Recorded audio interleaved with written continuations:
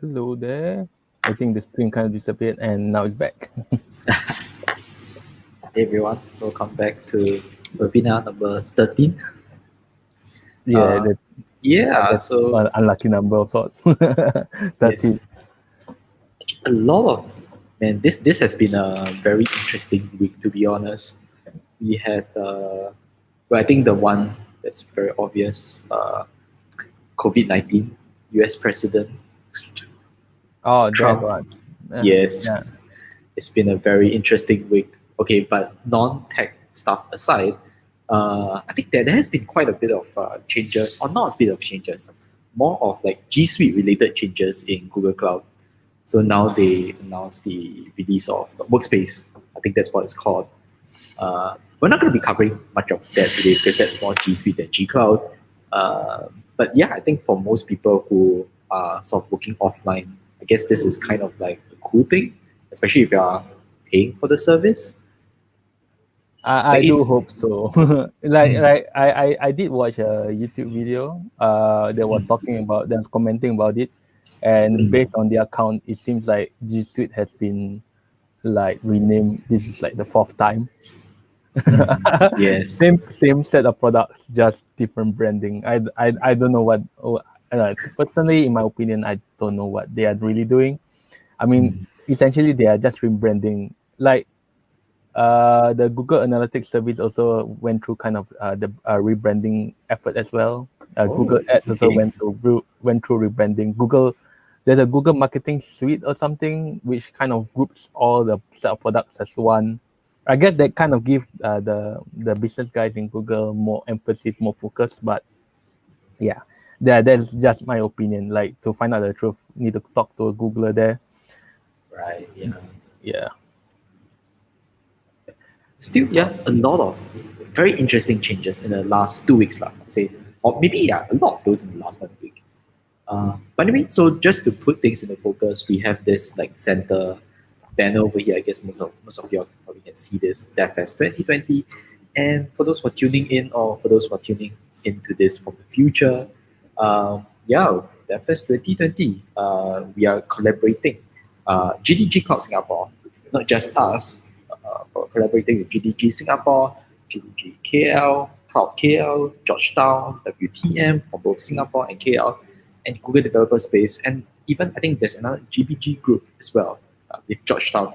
So we're collaborating with a bunch of groups to bring together this 1 month of events. So starting from 10th of October all the way until 7th of November.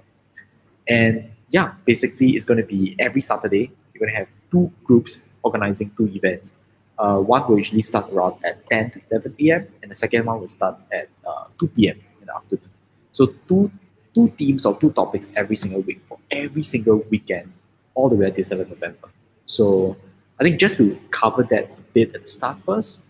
So yeah, I think right off the alley, like today is already the 8th of October. So in 2 days' time, 10th of October, there's going to be Ask Android C and the DevFest on Web Technologies. So this will be done by our partner groups, which the first one over here will be Google Developer Space and GDG Georgetown for Web Technologies. So yeah, we also have the links over here that you can take down and register and get the links, the YouTube links for watching these webinars online. But not just 10th of October, of course, you also have, because we mentioned it's for 5 weeks. So you're going to have 17th of October, again, yeah, machine learning, Firebase. And then 24th of October, we have rework and WTM. And then, finally for ourselves, we're going to be adding these details later today for Google Cloud will be holding our DevFest for Google Cloud Technologies on the 31st of October. So this will be at 2 p.m. But in the morning, do join in our partner group, GDG Singapore, who are going to be conducting their DevFest on Android. Okay. And yeah, last but not least, 7th of November. So we're going to have DevFest on Flutter, and GBG is going to be joining us as well. So stay tuned to the 5 weeks of exciting stuff starting this Saturday. So do go sign up for the first one, especially like both of these are very exciting. I think for the first one over here, Ask Android C, the roster of speakers are already out. I think we have Xiao Dao and Marcel from both Google Advocates. And then we also have the someone who's hosting the discussion. So I believe his name is Julius. And yeah, he's going to be hosting the discussions in regards to the topic over here, Ask Android C. Of course, if you also have questions, I believe you should be able to submit it in at this point, or if not, during the actual event itself. Yeah, so that's mostly about the FS. And okay, so let's go into our proper topic today. So, yeah, let's start off with human RSS, the content that we do every week. So this week, actually quite a bit more, I guess a bit more meaty content. And yeah, definitely very excited to share with you guys. Let's start off with the shiny new stuff. So what are the new things this week? So some feature updates, and this is regarding Cloud Run, as you can see over here. So this is some things that we have actually observed, or rather it was already announced during Cloud Next on air. But I think back then probably it was during the beta stage. So now or rather not beta stage, maybe in the alpha stage, like you can see over here, Cloud Run now supports request timeout up to 60 minutes, but the timeouts greater than 50 minutes are still a beta feature. So this is more of like a feature update, but going to the beta stage, as you can see over here. And this is also something I believe they announced a couple of months ago. So Cloud Run now supporting server-side HTTP and gRPC streaming. I believe this was like week 5 or week 6 of Cloud Next on air. Yeah, but it's a very good callback to it. Like if you're looking at using Cloud Run, this is like even more reasons for you to do so, especially if you are looking at, I think back then, Harizon and I were talking about asynchronous workloads where you need to have huge timeouts, when now you can set it up to 60 minutes. I think definitely that's a very attractive feature for you to use. And now in the beta stage, I think sooner or later they're going to move it to GA. Yeah. So this is regarding Cloud Run. Yeah, Go ahead. I'm gonna quickly interrupt there and gonna mention that it's great that the Cloud Run have such features where you can put like the functions to run for like 60 minutes and all. But then at the end of the day, like you might want to reconsider whether that is really the way you want to go with it, or you can possibly go with another way of like using Google PubSub. I mean, traditionally that's kind of the way people to deal with asynchronous workload. Like you pass a message of sorts to Google PubSub, and then after that you have a service that consumes the messages from PubSub. So that's kind of how asynchronous workload is usually done. Seeing that this is available, like some people would definitely be tempted to like, okay, my task will definitely be completed in an hour. If it's not, there will be problems. So it makes sense for us to just use Cloud Run just as it is. But long running HTTP requests are usually a bad idea. Connections fail. Don't assume the network is perfect. Connections will definitely fail. And if you're building it that way, then you need to build it such that such that you will be able to resolve those failures. Yeah, that's just a comment from me. So moving on to the next one,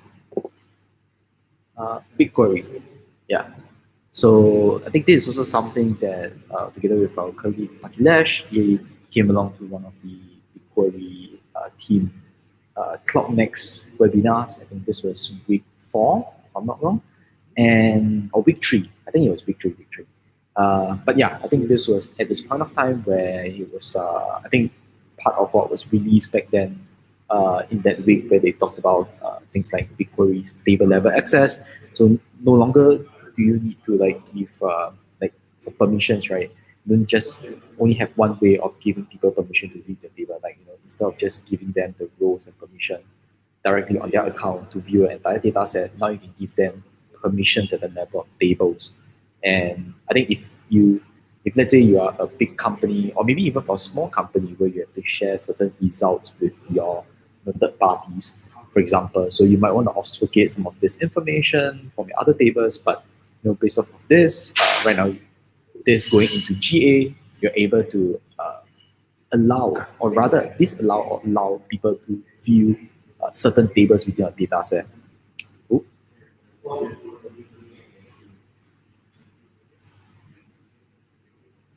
Yeah. So yeah, I think that's a very nifty feature. think, but more for those people who, more for companies who are using BigQuery to a huge extent. And yeah, I think very much customized to certain use cases, but definitely a very good addition, to allow you to allow people to see your data, your tables without like sort of like practicing the principle of least privilege. If you're not supposed to view another table for the information that is not supposed to have access to, then you're not supposed to do that anyway. So yeah, that's kind of interesting coming in the 1st of October.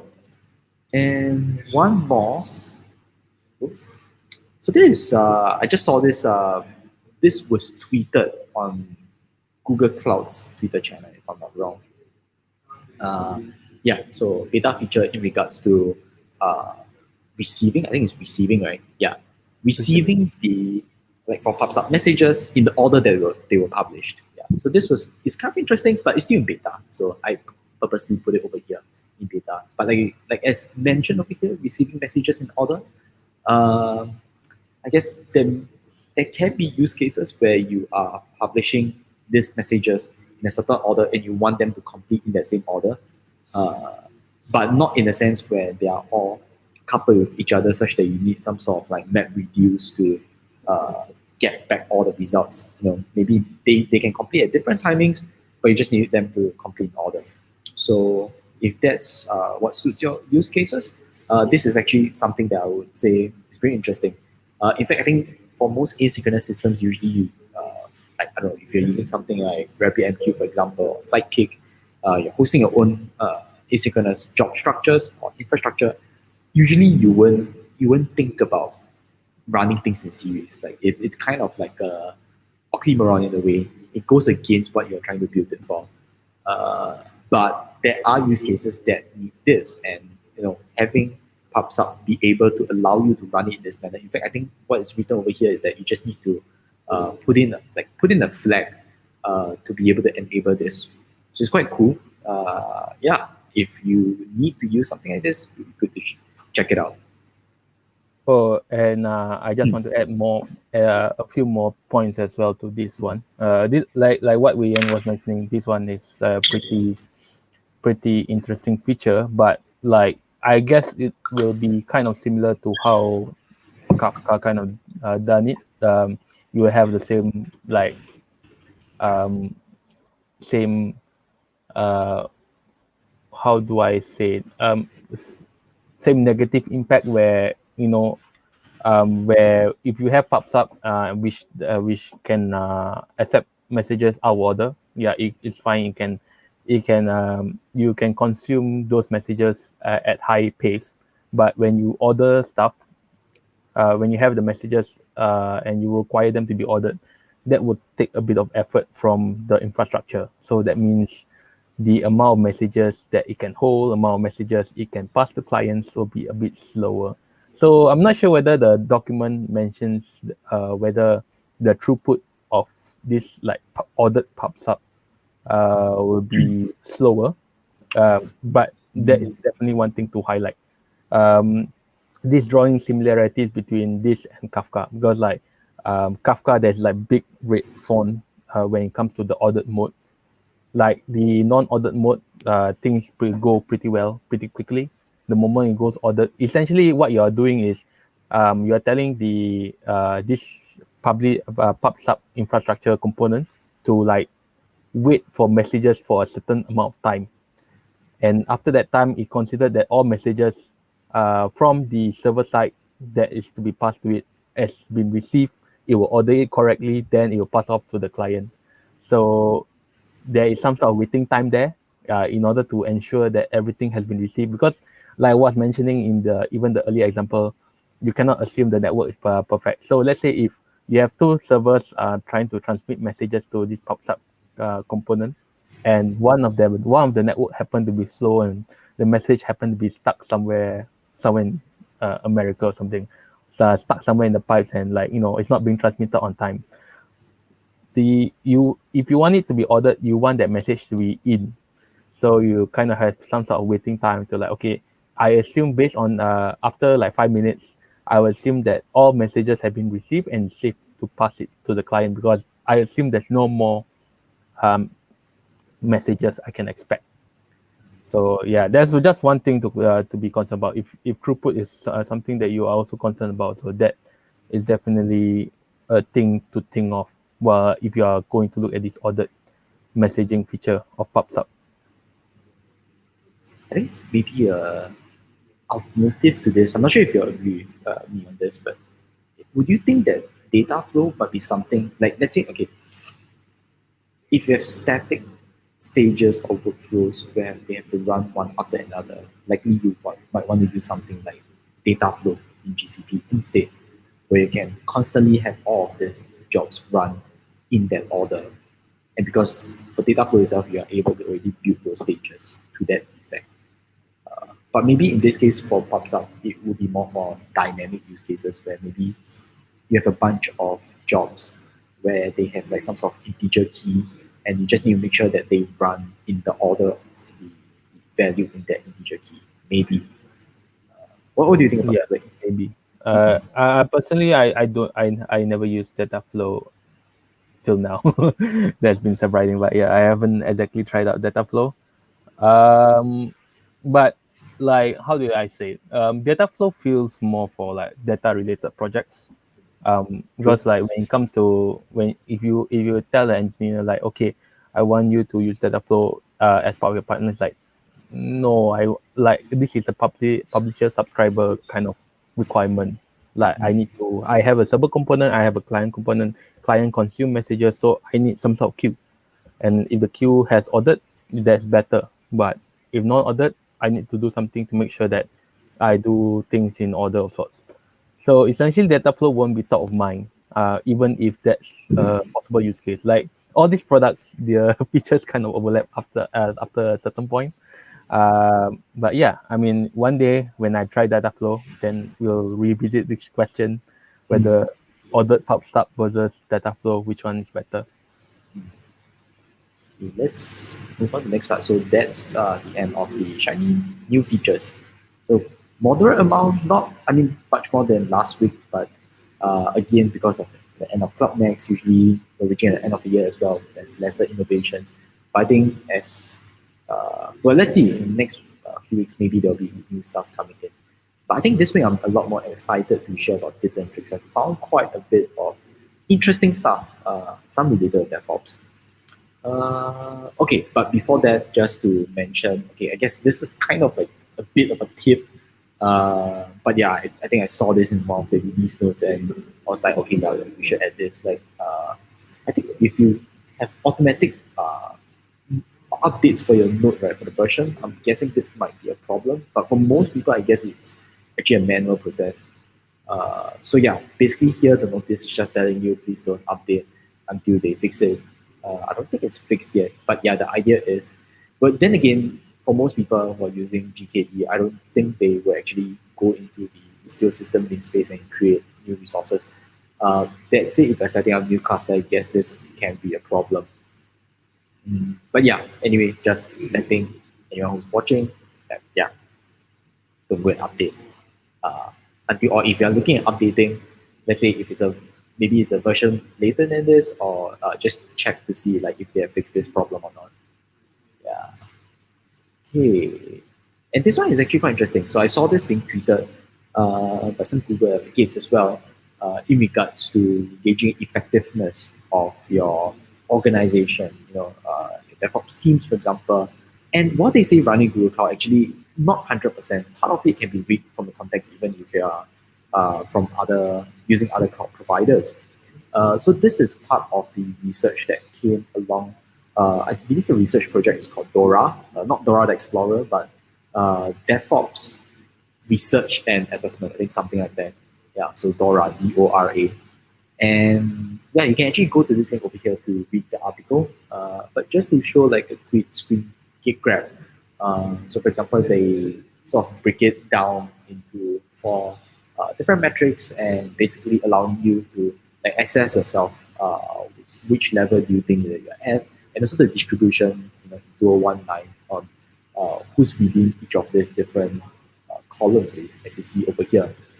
If you explore more into the link over here, I believe you'll actually get to a proper page where you can do like a like there's some checkbox and drop downs where you can just select them, and then they'll tell you like which tier you belong in. So I would very much recommend do go check it out, or at least even if you are like regular DevOps engineers, you can just check it out and see.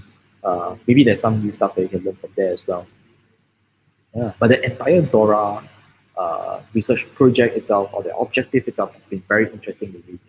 I was looking into that, and slowly I went into like them talking about the Western culture, uh, and so on and so forth. Like there's one entire chart as well. I think maybe I did include it in. Let me see. Oh, I did include it. Okay, but it's a little bit small. I actually would recommend, yeah, you go to the link over here to. So this is basically a chart created from their research project, indicating the different relations in an organization and how it give birth or evolve into proper practices as well as maintainable systems in your company.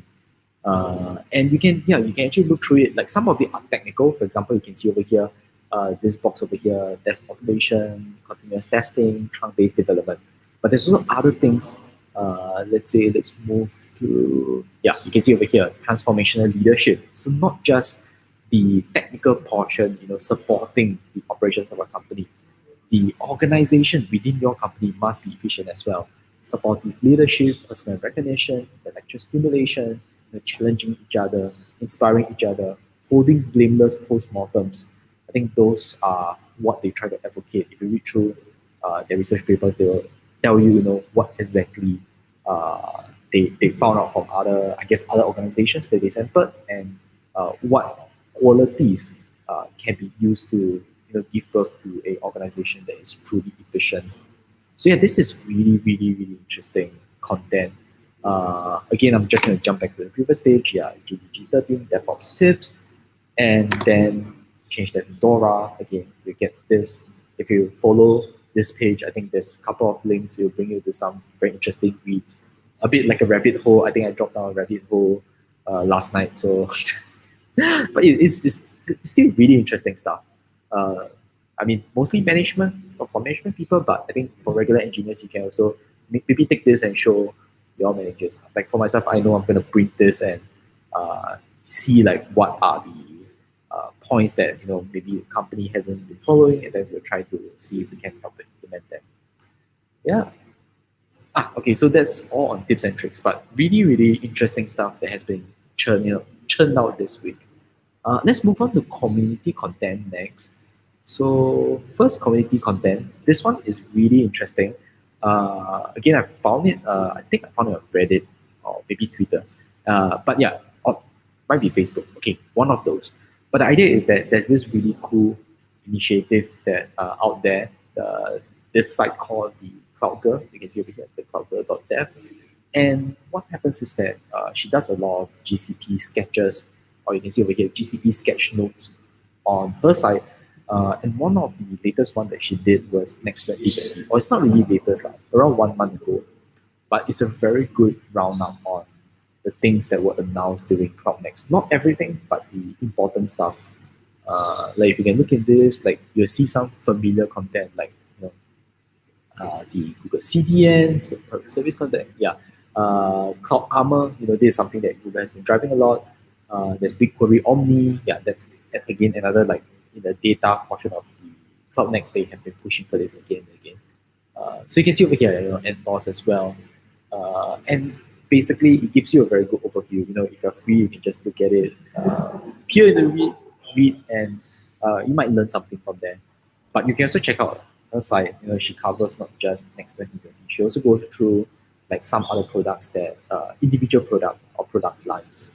So it's a really interesting initiative that was done, classifying everything as a comic.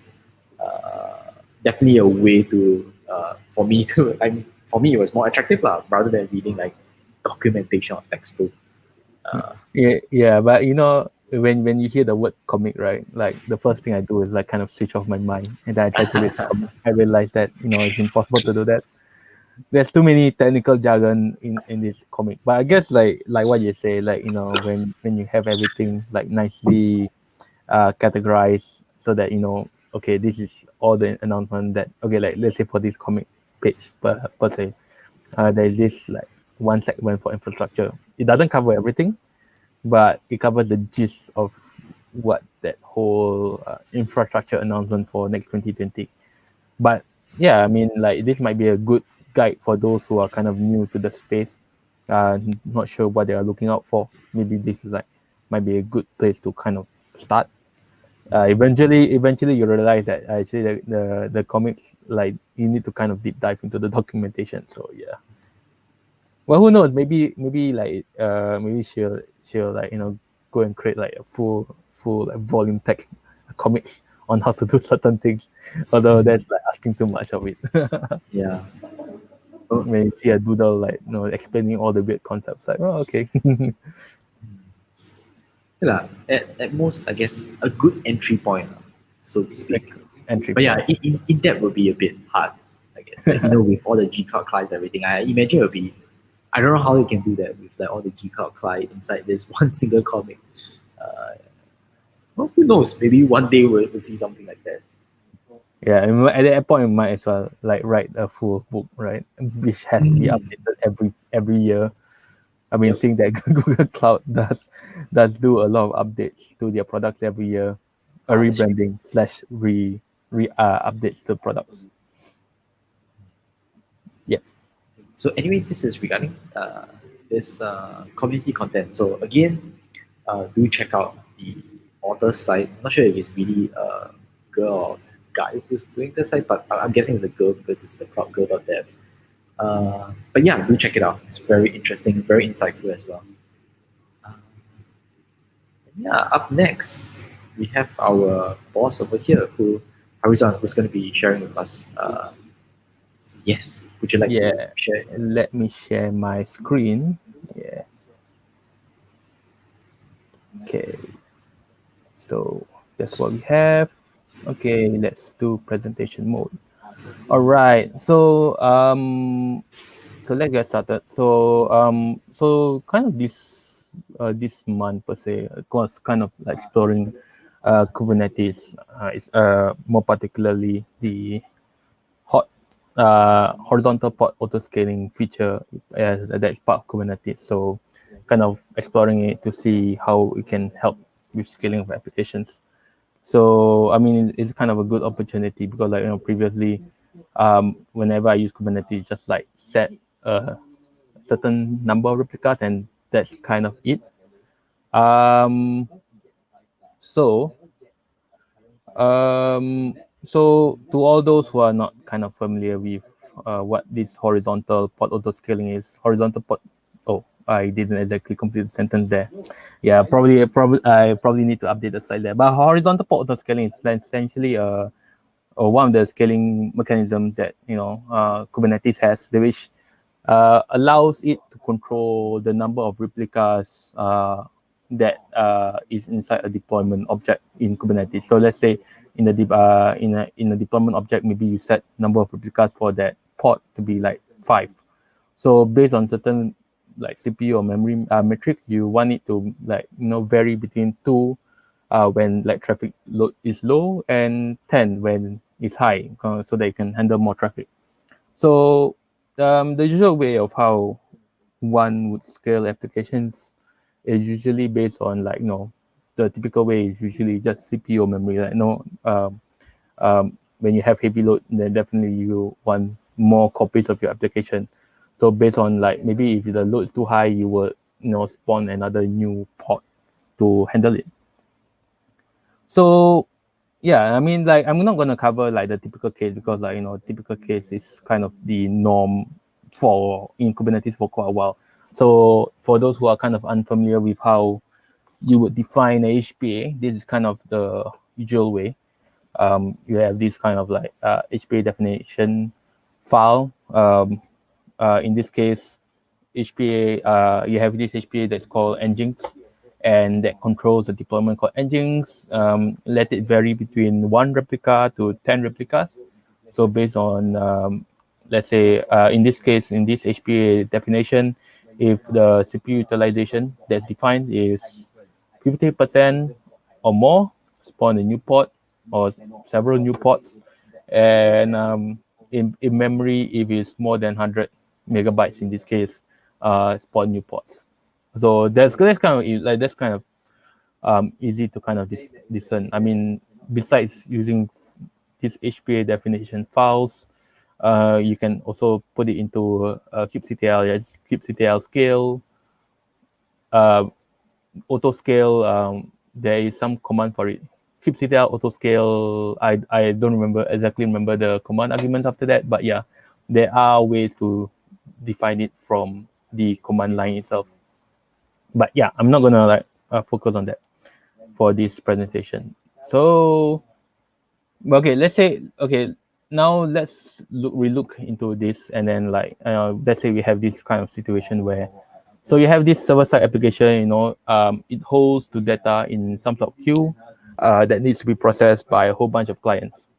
The client number of clients can vary as much as possible.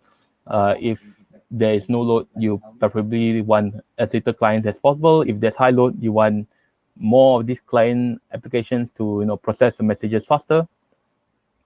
So what these client apps do is essentially they just connect to server, retrieve messages from the server side of sorts, and then process it, and then persist it somewhere else.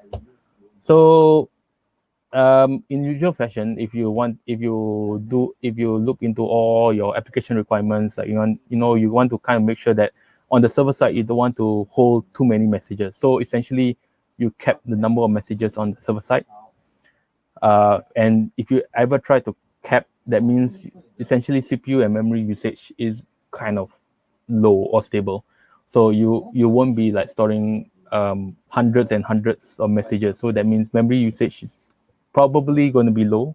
If you see memory usage for those cases spiking, that would mean like there's possibility of memory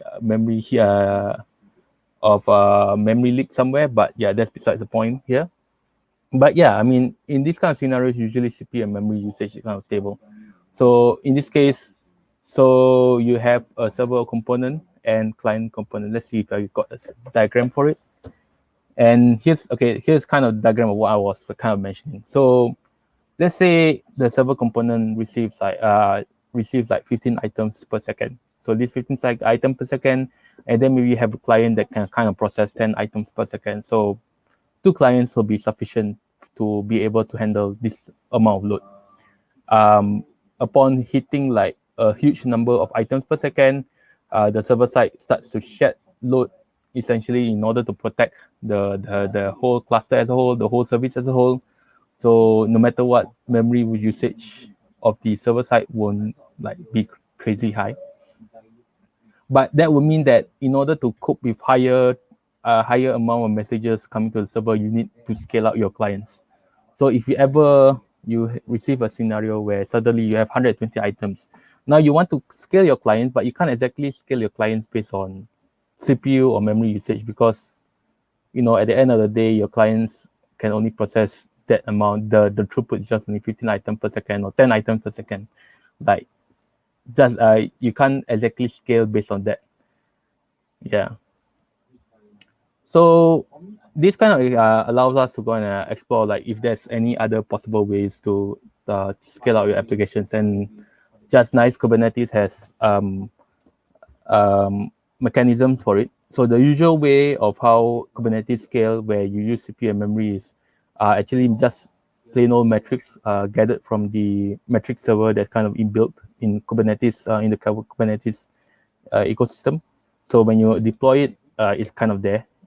So you don't need to do any further setup. But there are 2 other so-called metrics that are kind of available for you to use in order to inject it into HPA. So one of them is custom metrics, and another is called external metrics. So if you go online, Google for external metrics Kubernetes, you definitely find some sort of some documents based on it, or maybe external metrics HPA, you can find some documentation based on it. So essentially the definition for custom metrics and external metrics, this sounds the same. They are essentially metrics. They are not provided by Kubernetes by default, but there is a slight difference. It's just a definition difference only. So custom metrics are essentially just metrics not available in Kubernetes by default, but those metrics can kind of correlate to Kubernetes resources. So essentially, if like is requests per second received by a pod, maybe that's one custom metric that you can think of. But yeah, it's kind of vague here. And the other definition, external metrics, is essentially metrics that don't correlate to any Kubernetes concept. So it can be essentially it's any metric. Yeah. So if you want to kind of follow along, here is a bunch of links that you can follow along. So essentially, all these applications that I'm trying out is essentially things that I've written into my GitHub repo, one of these GitHub repos. So you have the client side, which is the one that's consuming messages from the server. Server side, which is essentially, in the original case, in usual production cases, you have like server that's actually receiving message from somewhere else. But in this case, to simplify this testing of this scenario, the server side will actually generate out the messages. So server side will generate message that the client side will consume. And to facilitate all this, there is a folder that in this repo that helps to do the monitoring setup, so setup Prometheus, etc. For all of this. So on the server component, there is this metric that kind of tracks the number of items in the queue. So as I was mentioning earlier, where was this? Yeah, I put somewhere. Okay, maybe I didn't. Oops, sorry. Okay, so essentially this metric is essentially tracking the number of items in the queue. So the server generates items, and then that count is the count of number of items is actually put into this gauge of sorts. So as you get more and more items, hopefully the scaling mechanic within Kubernetes will scale out your clients to so that you have more clients that can consume messages at a higher pace. Yeah. So this is kind of the full setup that you can kind of envision. So you have some sort of monitoring infrastructure, that kind of scripts the metric from the server, and that kind of informs the auto-scaling HPA object that controls the client side. So yeah, so now I'm good. I can't really exactly do a demo because every time I do demo, my computer starts melting. So what I have here is the alternative, which is the video. But I'm gonna just talk you through on what's happening. So let's go to what's happening here. So hopefully you can see it. But if you can't, maybe when you get to your I will later post the links, but yeah, you can view it later with higher definition. So the first part is actually to get the Helm repository. So in this case, it's Helm 3. Let me pause here to explain a bit. So in this case, it's Helm 3. You will add the Prometheus Helm repo so that we can have access to all the Prometheus charts that's provided by the Prometheus community. So yeah, there's instructions on how to edit, but yeah, you can just follow this one. Yeah, and the one that you just let me go back a bit here.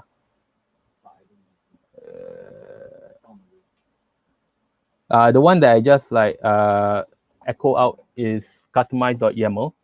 And the customize.yaml essentially is a file that contains all the, essentially the values file for the setup of the Prometheus operator, as well as the Prometheus operator comes with Grafana, Prometheus, etc., etc.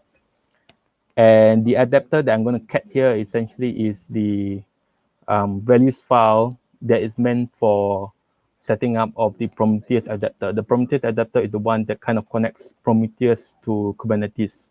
Like it transmits the metrics over of sorts. Like it's the middleman between the components. So yeah, the next step would be to actually install. Can I move this?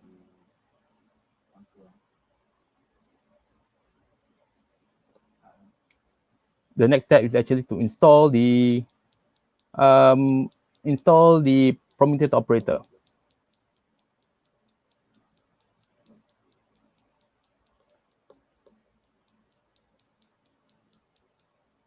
So hopefully you can see that.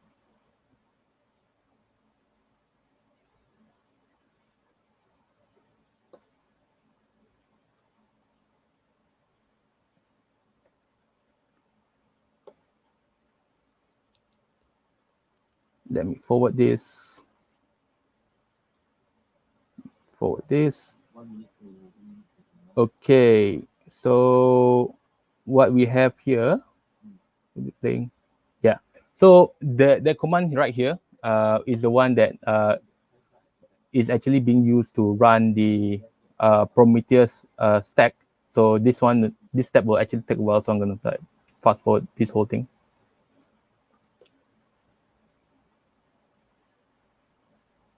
Yeah, and it's taking a long time. Okay, and it's about here that it ends. So essentially, helm upgrade install. What you do here is essentially, if the chart is already installed on the Kubernetes cluster, upgrade it. If not, install it.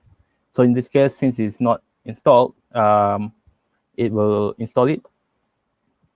So that comes with all the Prometheus and etc. So I think right now what I'll probably do is get the pods that are already installed on the cluster.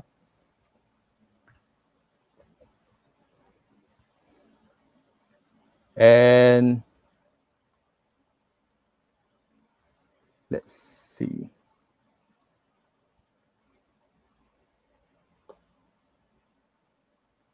Yep, hopefully that's clearer. So in this case, the next step would be to kind of check that the whole setup is actually working correctly. So what I'm going through here is kind of like a step by step of how to check whether the thing is working correctly. Because like if any step kind of fails, essentially the whole setup won't work. So this step essentially kind of port forwards it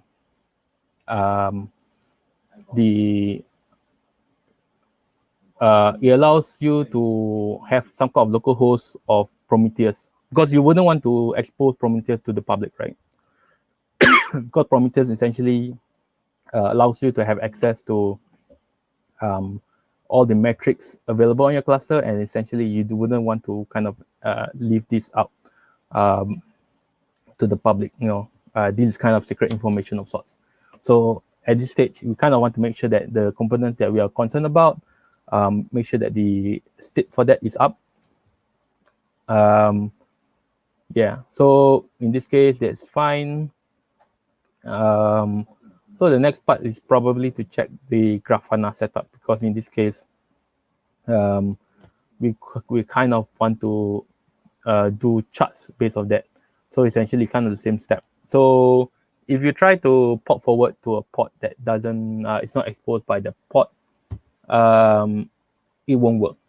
Kubernetes will actually complain like, no, such a pod is not exposed by the pod. So yeah, so port forward of Grafana. So that will take a while. So just to quickly show that.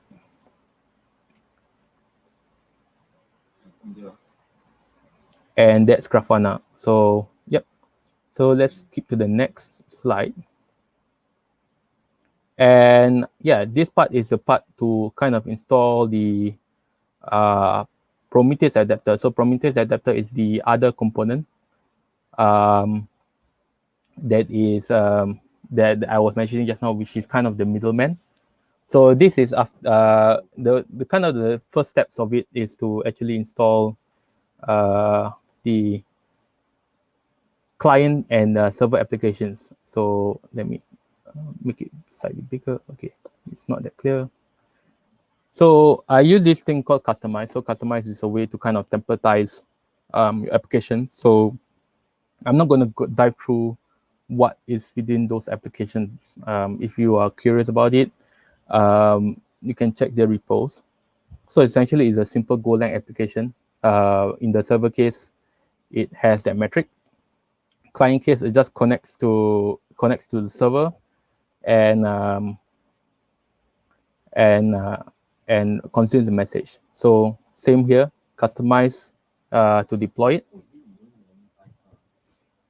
And then, so with that, your server and client side is kind of deployed.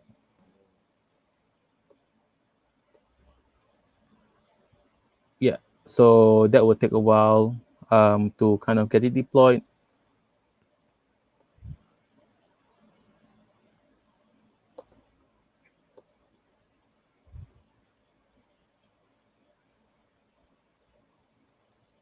Yeah, so over here is this step essentially, what I'm showing here is essentially the HPA for the custom metric for the client. So as you can see here, it's kind of different from the one that was shown earlier in the slides.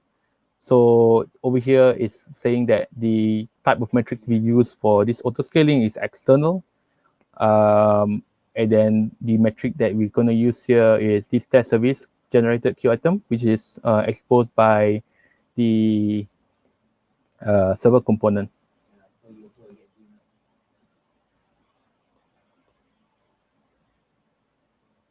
So in this case, seeing that the adapter is not exactly set up yet, so that's why we kind of see that the HPA is installed, but then it doesn't know what's the value right now because the adapter, the middleman is not installed yet. So as just now I was showing the previous video, essentially is the values file to be used for installing. You can see there that this is a Prometheus query that will be used to query out the metric that will be used to be passed to the Kubernetes API server. So this step is the part to actually install the Prometheus adapter. So I think all the Prometheus projects kind of migrated or moved over to the Prometheus community Helm charts. There's a whole family of them. Yeah. So essentially, if you use all the previous adapters, they will complain that it's depreciated. Yeah. Okay. So right now is to check that the adapter port is kind of working. Prometheus adapter, the Helm chart essentially is creating this adapter port, and then it will start doing the process to connect the Prometheus and Kubernetes API together. I'm not exactly sure the inner workings of how it works, whether it's like whether the query is passed live. Probably if you want to know that, probably best to search through the repo. So the next part is actually to make sure that we are receiving the metrics correctly, and to make sure that this external metrics is actually exposed on Kubernetes API server, because that is kind of how the HPA kind of get the metric out. The HPA metrics doesn't get it from Prometheus directly. It gets it from the API server. So if it's there, that's good. If it's not, that's bad. In this case, it's kind of there. But before we proceed further, we kind of need to go and kind of check that we are actually receiving the metrics as expected. So here, this video, I'm kind of showing on checking the targets on Prometheus to make sure that I'm actually receiving the metrics from the server port as expected. So if you let me pause the video here. So if you see the one at the bottom here, essentially this Kubernetes pods essentially is a job that was defined in the first customized.yaml file that was used to be installed with Prometheus operator. That kind of sets up the whole Prometheus monitoring to start scraping it based on a certain pod. I'm not going into the whole details of it. I'll probably provide details in a later blog post on how and why it's set up that way. But yeah. So with that, we kind of know that we are actually getting our metrics correctly. our external, this is the final check of sorts to make sure that we actually really receive the metric, and this is, this is the actual metric that we captured, and that is correct. Then the next part is actually to check that the external metrics endpoint on Kubernetes node is actually showing that exact metric that we define. So we want to make sure that the exact metric is there. So that means that our HPA is actually can actually query for that metric. So right now, if you try to do a HPA, since everything is all set up, now you see some sort of numbers there. So with that, custom auto scaling based on custom metric has been set up. It realizes that there's a lot of load. Just now you see 9522 messages, which is way more than the threshold. That's why it started scaling to 10 in order to start dealing with the number of messages. So just now, as I was showing earlier, this is the HPA definition in the case that you use external metrics. So as I was mentioning, the type is external, and this you gotta be sure of the metric name.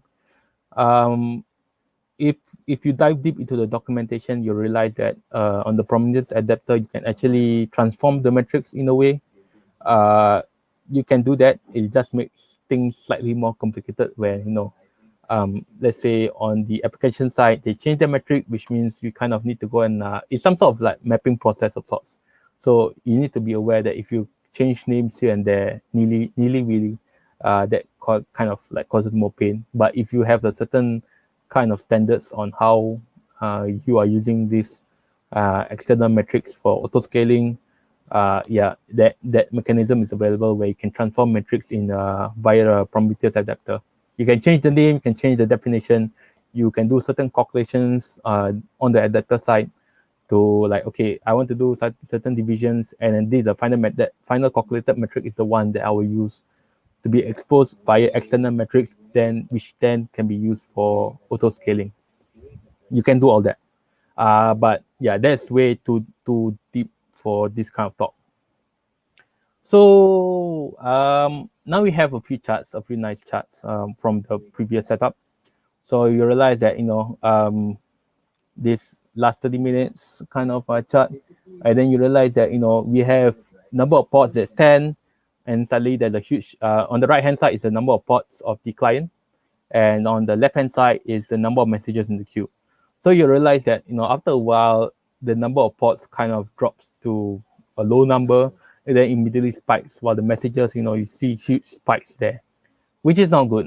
Like, as much as possible, you want the whole thing to be kind of consistent, because like having spikes, that means potentially, like just now I was mentioning on the server side, if there's too much messages in the queue, it'll be like as though it's kind of under heavy load, and in order to protect the whole mechanism, you kind of start shedding messages, and this whole thing is not a good thing.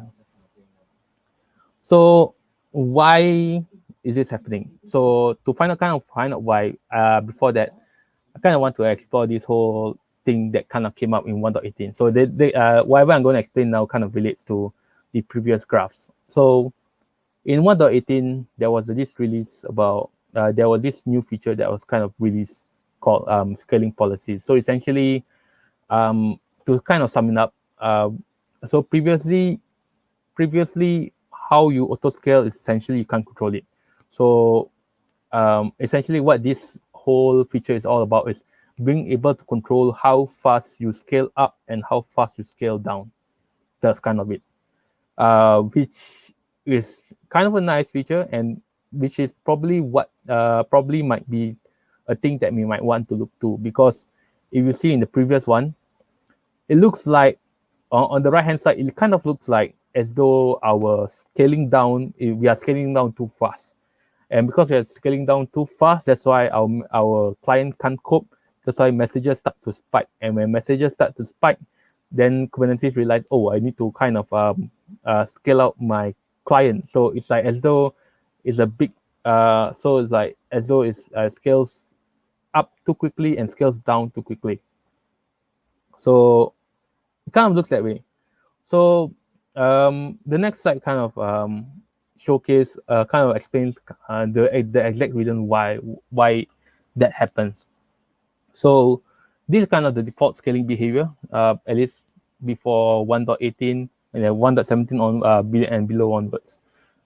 This is what you are actually seeing. So in terms of scale up, the number of pods initially, if if you have like one pod initially, and then you realize that it needs to scale up, it will scale up by 4. So it's like it will jump from one pod jump to 5 pods.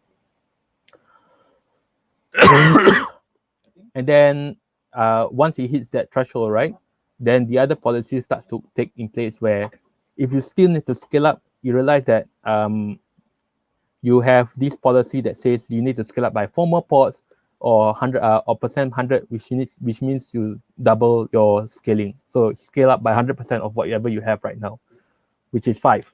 So the policy for scale up is max, which means it will pick the max out of the 2 scale up policies that's set here, which means it'll take 5 as the maximum number, which means like the next jump, it will be from 5 to 10 pods.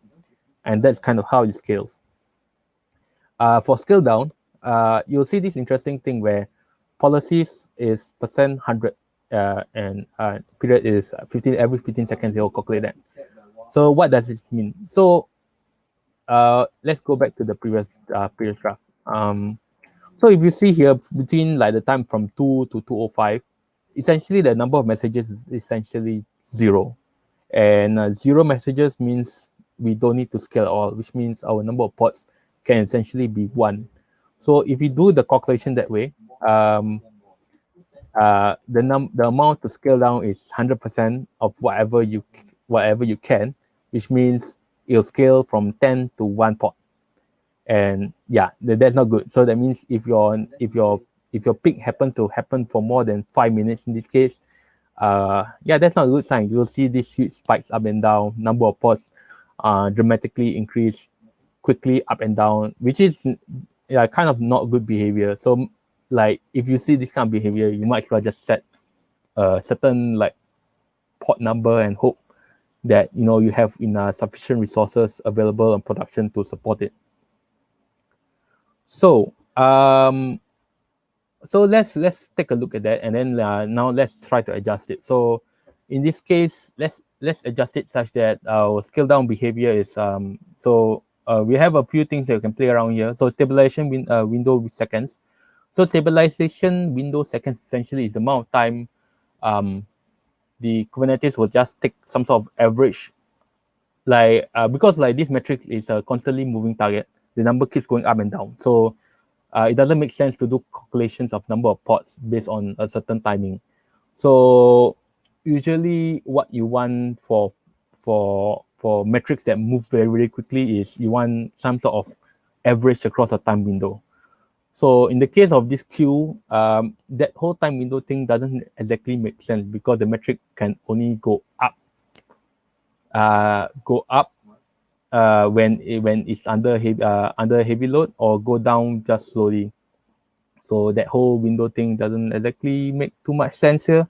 But that's the thing. I'm still playing around the number. So maybe the the Windows stabilization Windows second as 0 doesn't make sense. Maybe the number needs to be changed. That I'm not sure. Further investigation needs to be done here. But yeah.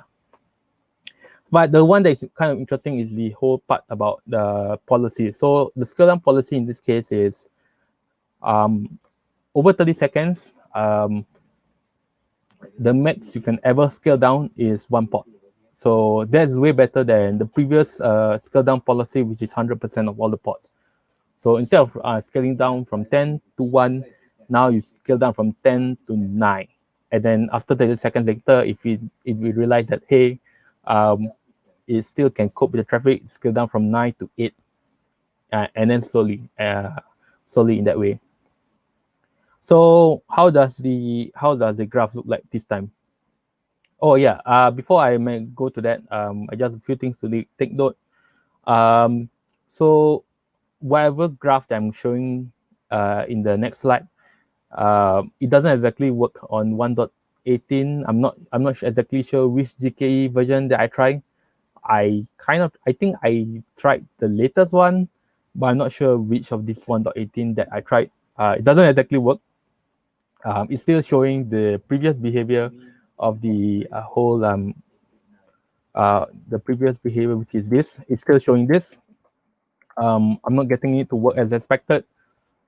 The data that that's in the slides and the next slide essentially is from a Kubernetes that I installed via kubeadm, which is version 1.19. So yeah, let me go to the graph. And as you can see, it's kind of way better. There's less spike. Message count is kind of stable-ish of sorts. Definitely the values need to be tweaked further.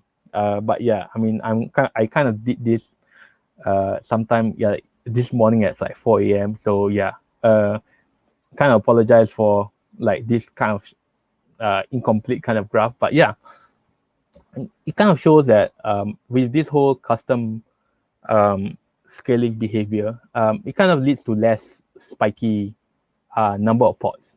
Yeah, there is some sort of spike, but the number of messages don't spike too crazily. So that's the one that we want to control. We want to kind of ensure that our message count is not spiking too high to the point that we are shedding load on server. So because if there's too many messages being handled, then if we had set some sort of threshold on the server side to start shedding messages to protect our whole infrastructure as a whole, our whole application as a whole, yeah, that's not good. So yeah, and I just want to point out this whole step curves. So as you can see here, from 10 ports, 30 seconds later, 9 ports, 8 ports, 7 ports. So it kind of shows that this thing actually works. And then you can see the whole graph. It kind of follows that. So if we can't cope with it, if number of messages start increasing, Kubernetes will try to scale it up by 4. And yeah. So a bit of references here. So as I was showing just now earlier, whatever that I have here, whatever demonstration that I have here is all on that repo. So you can go and find it out. The cluster being installed here is via kubeadm. Don't try to install this sort of cluster on production. Best to use more established solutions. So that would kind of mean that that whole auto-scaling behavior may not be available on GKE 1.18. Hopefully it will be available soon. But yeah, I mean, there are other solutions to kind of provision Kubernetes cluster. I think Kubespray is one. There are others as well, but yeah. But if you do want to kind of explore this whole thing, I have a guide to how to set up the cluster at the bottom here. So there's this blog post that I have. Essentially, that is setting up to the point of setting up Istio, but you can just follow the first half of it, which essentially is trying to just set up a plain old Kubernetes cluster. So if you use the latest kubeadm, it set up 1.19 Kubernetes cluster, and hopefully with that, you can kind of research on this auto-scaling behavior feature. So with that, that's the end. Yeah, and Brian's back. Hey, I'm back. Just curious, would it be possible to share, would it be useful to share the videos that you showed just now? Yes, if you can. Yeah. I will probably share it in the YouTube description at the bottom here. You want to share on the chat? Yeah, I will add the link That's to also it. possible, yeah. Or Yes. if within the repo, like if in the README, if I guess if they are, since they're related, some subfolders. Yeah, I shared your repo inside the chat earlier on. Okay. I will share that soon. You guys continue with the webinar for now. Okay. All right. So okay, I'm just gonna switch over. So yeah, that's I'm gonna go back like by one slide. So yep, that's horizontal topic for today. Very interesting. Using horizontal pod autoscaler. I've wanted to use that for maybe like 1+ year now, but I haven't gotten the time. I got a chance, but no time to do it. So I think that was a very insightful some portions, definitely would want to rewatch that video and use that sort of to guide my own learning. So yeah, that was pretty awesome. So that was all on the community content. I think very awesome repertoire of content this week. Last but not least, learning corner. So what do we have today? So very interesting variety of events happening in these few weeks. So if you like to use Quick Labs like I do, there's actually a 15-day challenge going on right now. Unfortunately, in a way, the 15 days, right, it started around 1 week ago. So we're somewhere like halfway through. But the good thing is that this is referring to the completion of one single quest. So if you're interested, you can actually go to this link over here. But just show like a video. Play.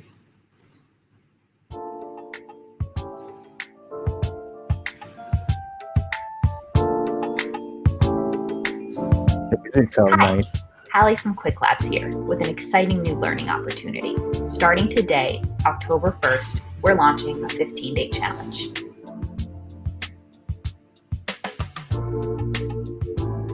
In the Deploy to Kubernetes in Google Cloud quest, you'll learn practical skills for integrating container orchestration into your workflow. Get hands-on experience configuring Docker images, containers, and even deploying Kubernetes engine apps. Complete the Deploy to Kubernetes in Google Cloud quest by October 16th, and not only will you earn a Google Cloud badge for your skills, if you're one of the first 100 users to complete, you'll win exclusive Quick Labs swag, so you can learn in style. So, are you up to the challenge? Click the link below to join. And good luck!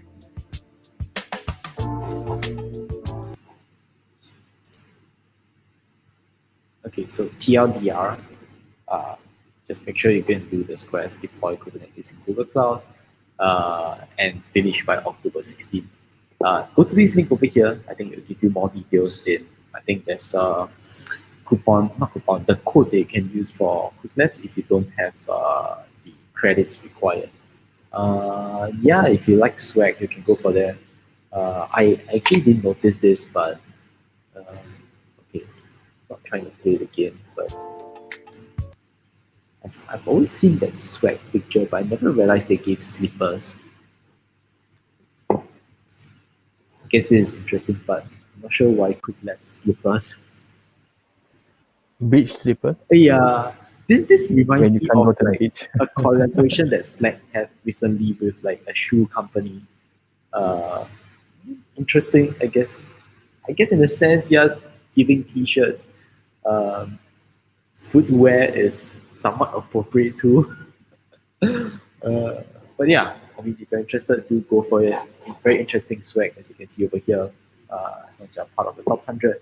But even if you're not, you get the skill badge. I think it's a very good representation of your knowledge of running GKE in GKE meaning Google Kubernetes Engine on GCP. Yeah. And yeah, so that's the first one. The second one is actually also something very interesting I found along the way, which is this public sector summit. And yeah, I mean, if you're part of a public sector, this is definitely something that you should go for. But even if you're not, like I signed up for this as well, just to see if there's, what stuff they're sharing that it's related to the medium of public domain. Especially with, let's say, US, you see that the government itself have there's a higher level of interest towards moving their workloads to cloud. With Azure and AWS fighting for those contracts, definitely the cloud is the way forward. Unless if you're a big company that can afford its own server racks, if most companies, even big companies to small companies, usually want to use the cloud. And you see in this case, even the governments have looked at using it. Of course, there's also things like data privacy concerns, so on and so forth. And this is definitely going to be a good time to participate in such a conference and see, how they address these different concerns.